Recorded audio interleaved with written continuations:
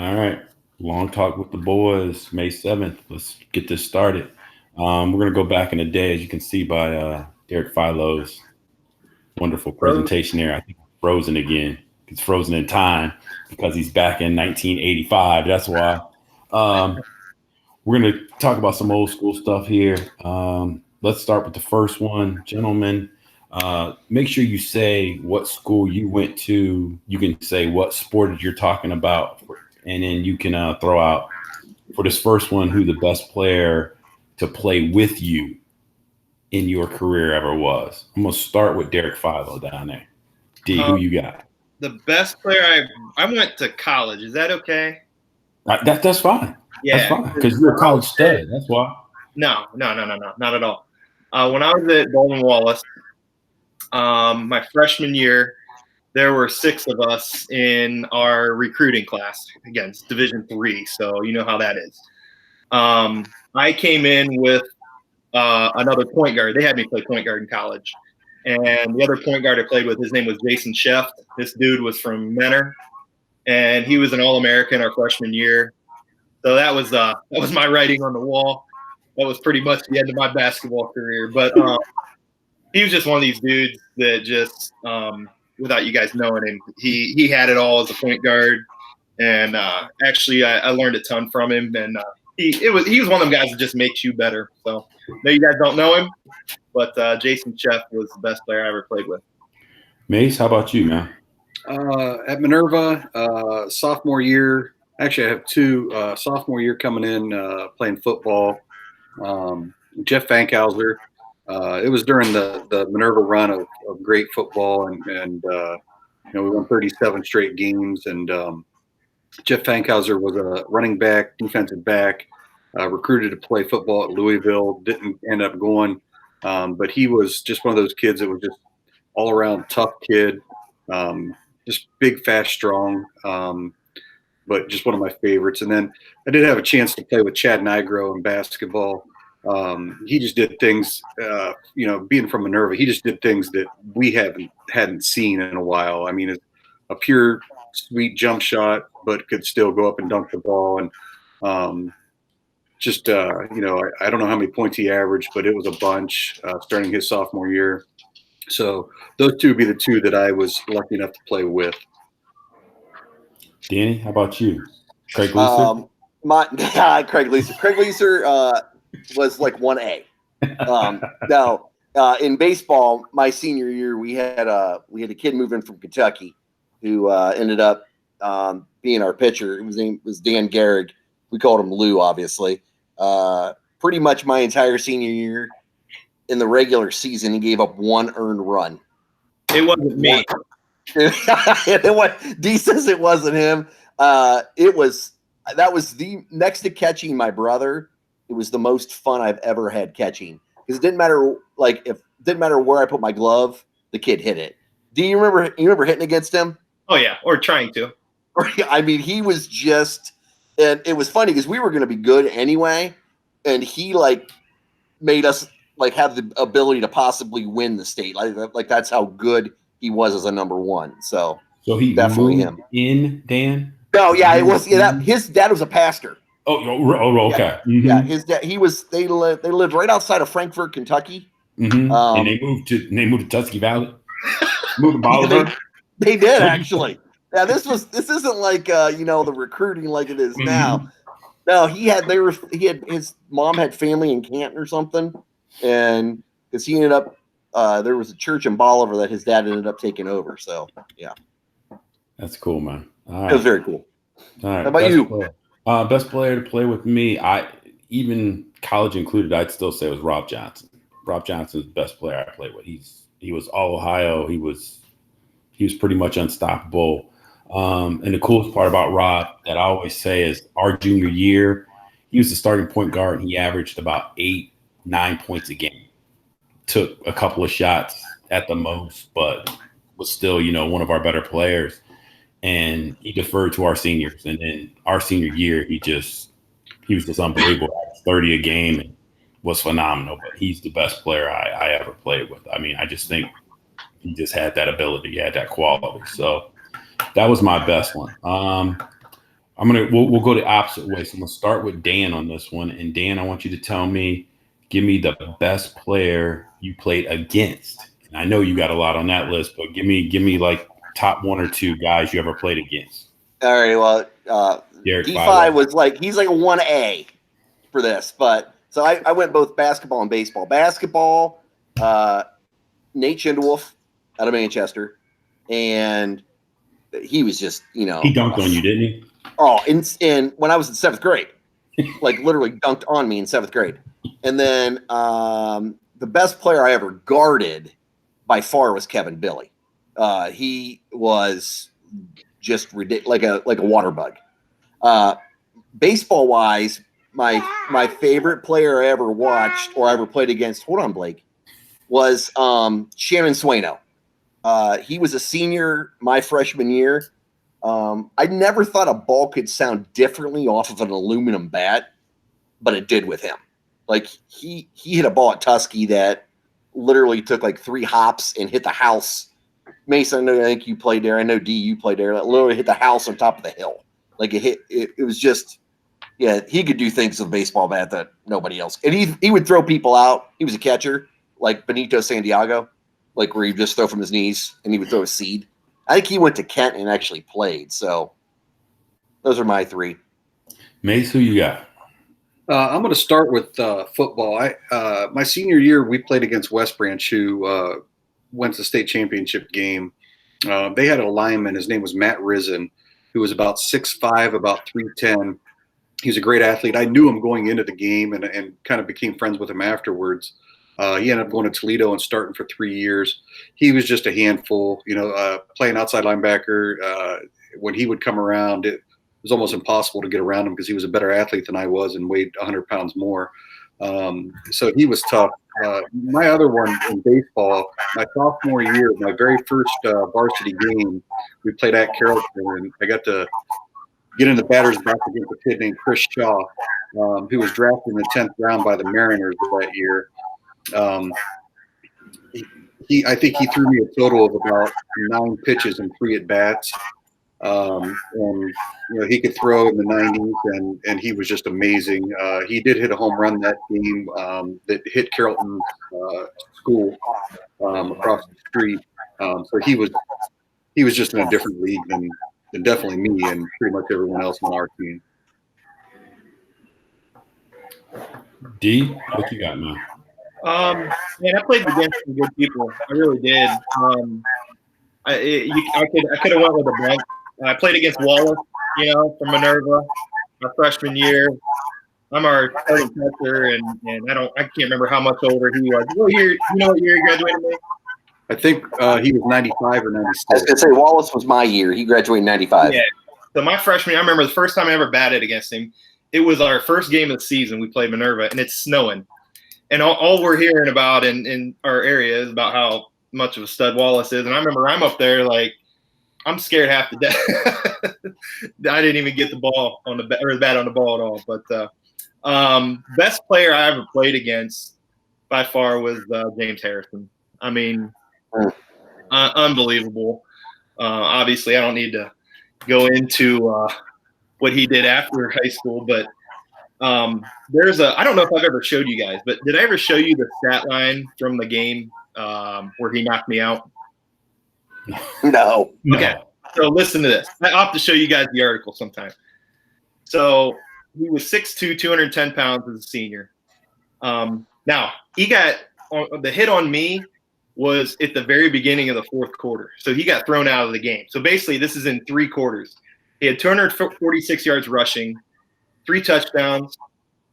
He had a 2-point conversion run, 4 catches for 54 yards, 8 solo tackles, and 5 assists. And that's in 3 quarters. And, as the story goes, he knocked me silly. I had 5 concussions in high school, and it was by far the worst I've ever experienced in my life. And he got tossed by throwing the towel in my face. So, yeah, literally. Were you at Coventry when it happened? No, this is at Sandy. We were right on our sidelines. Okay, it was at home. Oh, wow. Yeah, yep. So, That was, I don't know if you remember, Dan, those teams from Coventry, but that one year, Bo Tipton came in from Louisville. And there were some players that just happened to follow him from Moorville. It was crazy. And then we had Harrison as well, and they were freaking loaded. Now, was Harrison your age, D? No, he was your age. He graduated in 95? Yeah. Okay, I didn't remember that. Also, I'm trying to think of these guys that played. Seth Durr, Dan, Yeah. Oh, he was a stud. He's the hardest hitter I've ever played against, and he's 5'6". Yeah, but he was an All-American at Worcester, wasn't he? Yeah, he was. Yep. So it was. Who was basketball wise? Who did you think the best player you played against in the pack was? I wrote down Schindewolf. He was one of them guys that I guarded him, and he shot a true jump shot on 3-pointers. I mean, you put your hand in his face and it ended up at his belly button. That's how high he got on his jump shots. But Schindewolf he got a full ride to Miami of Ohio and ended up transferring to Akron. I don't know if you remember that. So he's a stud. Was a stud. Mine, real quick. I want to preface mine by saying it's funny what familiarity will do to you, because I'm sure, as you guys all know, if you grew up playing against guys and you grew up with them, no matter how good they were, you could say they were good, but they didn't intimidate you because you just knew them, because oh, that's Bobby or that's Billy or whatever. So I went back and I found the McKinley team my senior year that went to state, the same year we went to state. And I'm looking it up, and I'm like, okay, there's Bryant Bowden, who went to DePaul. There's Mike Hawkins, who went to Xavier. There's Eric Snow, went to Michigan State. And you're looking at that list, and you're thinking, like, man, these dudes lost in the semifinals. But none of them was on my list because you just grew up with those guys. So I didn't think about them as like, oh, man, they were the best guys I ever played against. It was just like you're rolling out the ball, and you're just playing against those guys. But for me, it was Chad Nigro from Minerva was absolutely on my list, because that dude was unbelievable. Just the way he shot it, as athletic as he was long, he could just play. He was phenomenal. My number 2, and I see his picture every time I go to Marlington, was a guy named Travell Thomas. I had no answer for that dude. It didn't matter how I tried to guard him. He had 30 points every time. He could just put 30 in the book, because I had nothing I could do with that dude. He was bigger, stronger, faster, and he's up on the wall in Marlington. And every time I go there, I look at his picture, and I'm like, yeah, I helped you get on that wall. And then, but the best guy was absolutely Jervon Scales, who we played down at state from Dayton Colonel White, because I never played against anybody who was just that athletic and that big and that strong. And he went Larry Bird on me, and was basically like, for the second half of that state game, he shot the ball with his left hand only. And he had 32, 33 points. And I didn't realize it until after I went back and I looked, but he said it in the paper. He's like, yeah, I wanted to show off to college scouts to show them I was a complete player. So I only shot the ball with my left hand in the second half. And there was nothing I could do. I mean, he was either dunking the ball or he was shooting it and scoring with his left hand. So that was just, those are my 3, no doubt. Those are my 3. Where do you end up going to college at? Hampton, maybe? Was it Hampton? It was one of those traditionally, historically black colleges he went to, because his freshman year, it was Southern University, because he led the nation in rebounding his freshman year in Division I. He led the nation in rebounding. He shot the ball only with his left hand. Yes. And I just saw that video on Twitter going around where Larry Bird shot the ball against the Hawks or whatever with only his left hand, because he said he needed to save up his right hand because he's going to play the Lakers in like 2 nights or something. And, he scored like 40 points, 47 points, That's what it was like, because there was nothing. It didn't matter what I did. I was like, this dude's unstoppable. So that's where we're at there. And let's go to the last one. I'm going to start with Mason here. Best player, Mason, you think you ever coached? I have two again. I'm going to start with my very early years coaching varsity football at United when they called and asked if I wanted to join the coaching staff. They said I was going to be coaching the O-line and the D-line, and that they had a kid that was getting recruited by Big Ten schools.